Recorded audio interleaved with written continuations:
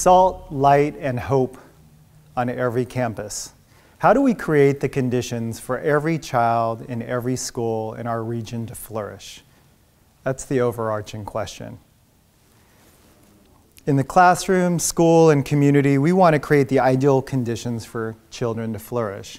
So in my previous roles, be it in the classroom or as a principal or as a superintendent, or even my current role supporting superintendents in a county, these are questions that we're always considering. Each morning I leave my home, I hop in my car and I drive to work, and I see children taking a walk to school from apartment complexes to homes, and I think, how do we ensure that they're going to meet their potential? The world is consistently changing and we want to ensure that they succeed. So there are various studies that exist right now around school culture. I'll speak with school leaders or teachers and I'll use the expression, culture is everything. The school climate is everything.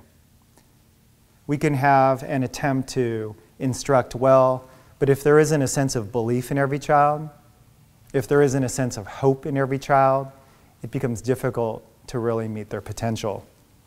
There's a study, it's titled A Climate for Academic Success. It was a study done on 1,700 schools in California. And it specifically zeroed down to 40 schools that were what was called beating the odds. And you could look at multiple elements when you're looking at a successful school. But what was highlighted was the climate, the culture. Is the school safe? Are there meaningful social relationships?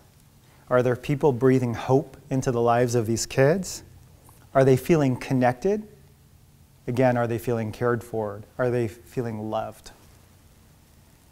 I was with 8 superintendents this past week, and I posed a question, and you need to understand that this time of year is a very packed, filled, sometimes anxiety-provoking time for school leaders at the end of a school year.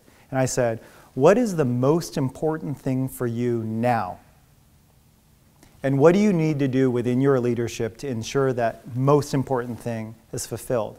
And as you can imagine, some school leaders were saying, it's just important to finish the school year well, support the teachers, be present. But one superintendent said, I'm just trying to get the very physical environment. He's speaking to the culture of the environment, a place that is clean, a place that is one that you walk on and you feel supported. It's just an environment where you want to be. And another superintendent responded and he said, you know, I actually was just reading about another superintendent who went to the Disneyland Leaders School training.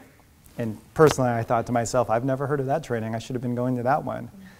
But the idea was, Disneyland is a place where they think about all the details of the physical environment. You drive into Disneyland and you get a sense, you don't think about it, but the parking lot is clean, the sidewalks sparkle, the flowers are beautiful.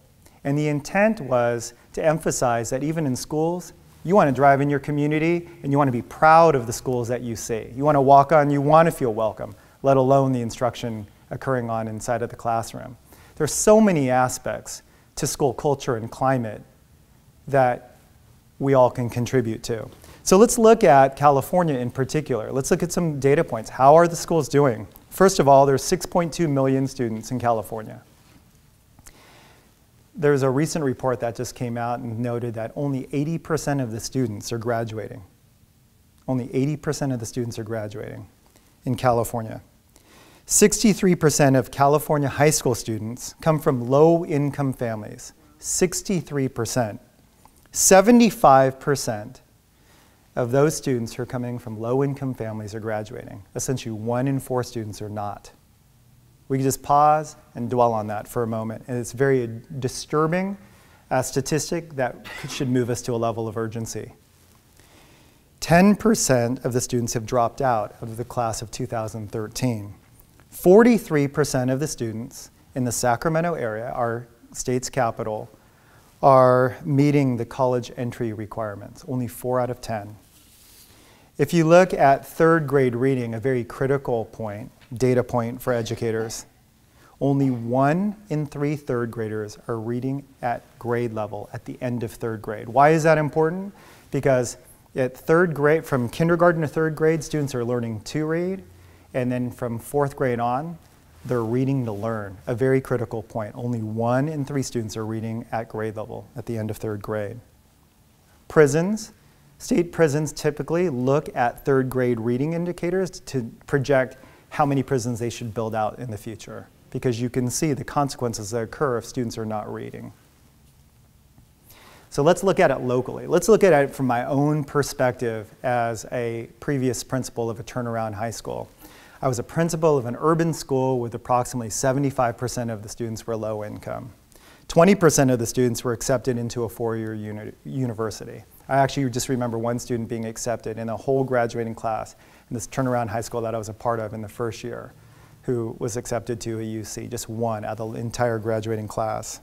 The campus was not safe. The first day when I walked onto the campus, first day as an administrator there were 3 major fights. I didn't think it could get any worse.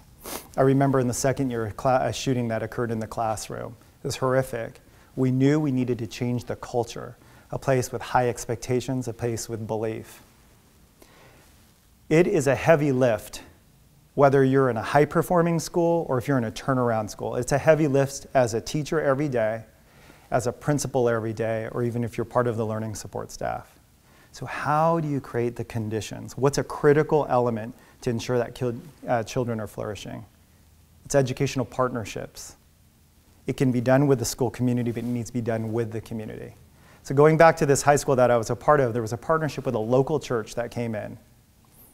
Local church came in from leadership to members, and they said, we're here to serve. We're here to support you. They did not have an agenda. They just wanted to be there. We said, okay, great. We're going to show you our school. And they said, we'll do whatever you need. You want us to clean? You want your floors to shine? You want us to mentor your kids? You want us to coach? You want us to tutor? They were willing to do whatever it took. There was a sense of belief. There was a sense of hope that started occurring in the midst of these partnerships, day in, day out. What was the result of that partnership over a 7-year period? The leadership of our school district walked onto our campus and said, I believe this is the most beautiful, well-kept campus in the city. This is the person who was overseeing the campuses in respect to maintenance and operations. You can contribute to the partnerships and the work that was done. The teachers actually went into a staff lounge, and this local church went in and said, you know what, these teachers work hard every single day. We want to create a climate where they go in, when they come outside of the classroom, they feel special. Not only did they take care of our students, they took care of our teachers. From a data standpoint, while 20% of our students were accepted to a 4-year university, it increased to 90%. We created a vision, a very bold vision, that 100% of our students would get accepted to a 4-year university. Whether they chose to go or not, we just wanted that eligibility. We wanted the doors open. We knew that if a school succeeds, it actually improves the community. It becomes a leverage point to break cycles of poverty. The whole community believed in this. In comparison to like demographics, the school that was one of the bottom schools in the state of California became in the top 10% when you compared it with like schools. If you walk through the community, the students now have school uniforms. This is, again, a public school. They walk around proud of their school colors, not gang colors, but school colors. We even saw statistics in relationship to crime decrease right within the local community. There's a bold vision that's coming through. It's like a wave through the Sacramento region. It's that every school would have a special partnership with a local church. The local church does not have an agenda, yet with the exception of one thing: to support, to be there, to encourage, to bring life to the school campus. Salt, light, and hope is powerful, and that's what we're going to see come through all of our schools.